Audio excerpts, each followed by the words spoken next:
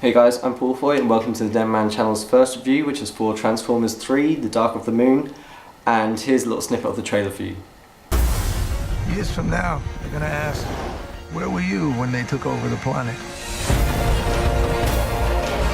You'll be fine, I promise. It's over. I'm sorry, but it's over. You may lose your faith in us, but never in yourselves. From here, the fight will be your own.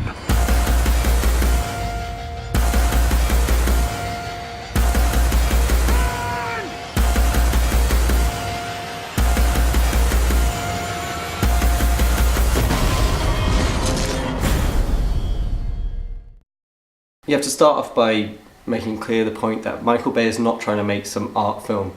This is a popcorn movie, a summer blockbuster, and he delivers on a lot of fronts. I'll say that personally, the Transformers series has been a bit of a rollercoaster, considering that I had very low expectations for the first one and really enjoyed it. That built up my expectations for the second one, which I was very disappointed with, but that's mainly because it's awful. And then I had low expectations going into the third one, which it turned out I really enjoyed. I mean, as I mentioned, Michael Bay does what he does best, and he delivered great set pieces, and the special effects were amazing again, especially considering the overall scale of the movie and the amount of CGI that is included. Saying that though, the film kind of feels like he tried to scale it down a bit from what he just tried in the previous movies, so he hasn't focused too much on a lot of the secondary characters. It's more focused on the core battle to save Earth from the Decepticons. And in that sense, it's a very real battle. I mean, in the previous ones, it's just been robots mashing each other, whereas in this one, the enemies actually feel very brutal, and that the fact that they will just waste any life that they want. You know, it's the first one where we actually see them going after humans. So this means that it's a lot less confusing during the action scenes. You can follow what's going on more. I mean, I watched it in 2D. I don't know what it's like in 3D, but it was much easier to follow, and I was only a few rows from the front.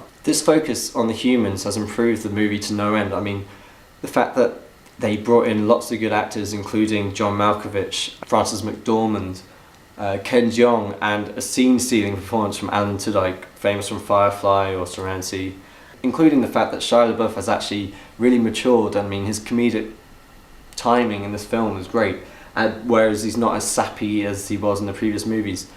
And I have to say that Rosie Huntington-Whiteley is not that bad an actress. I mean, okay, she's not going to win an Oscar, but she does well. She does her job very well in this film. They also managed to deal with the fact that Megan Fox has left the cast, which I'm sure you all know about, by little jabs at her, by suggesting that he's traded up, and also that she was a bit of a bitch to him, which I'm quoting lines from the film. I'm not even suggesting that myself. I mean, it still falls into the same pitfalls as the previous ones, with having horrible stereotypes and bad accents. So the Autobots is an Australian, an English, Scottish one in there, which just doesn't seem necessary.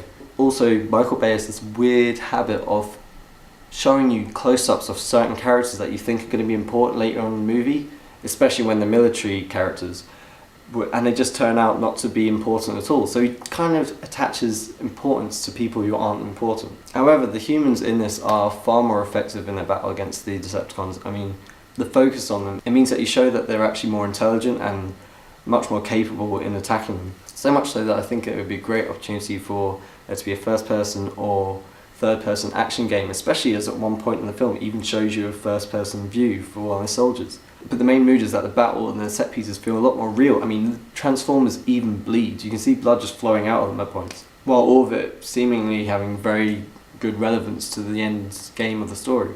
However, Michael Bay does commit other serious crimes in this movie. I mean, there's a couple of occasions where there's one, I'll mention it, it has Bumblebee, I won't say what happens, but there's one scene where you see he's in one place, and then suddenly he's somewhere completely different in a completely different scenario, and they never explain how he gets from point A to B. And it also happens at another occasion where something seems to be happening and then doesn't, and then they never explain why, or also why it couldn't happen again. So some of these bits are a bit confusing, but in the grand scheme of things, maybe not that important, and it was for narrative purposes, I guess. Also, some of the editing in respect to that is not great. But when you consider what a massive undertaking it must be for Michael Bay, you can forgive a few of these things, but it is quite confusing. One of the main bits of this film that really annoy me though, is it features a cameo from Buzz Aldrin.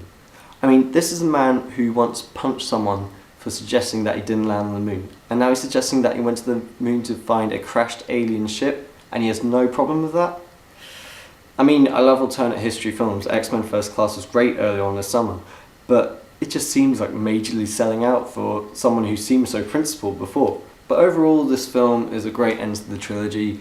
It does what it says on the tin, and it pairs some great action scenes and set pieces with very good casting choices, especially with the new additions such as Malkovich or Frances McDormand. And it seems to tie off a lot of the issues from the previous movies and deals with them in a good way. But considering that Michael Bay and Shia and everyone has said that they're unlikely to return for a new film, who knows where the story is going to go in the future.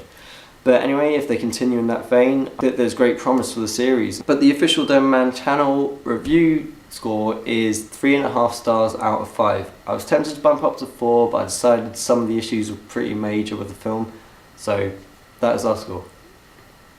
So anyway, that's our first review, and we will be posting up more, and don't forget to like, comment and subscribe on YouTube, and also join us through the link in Facebook. Okay, see you guys soon. Bye.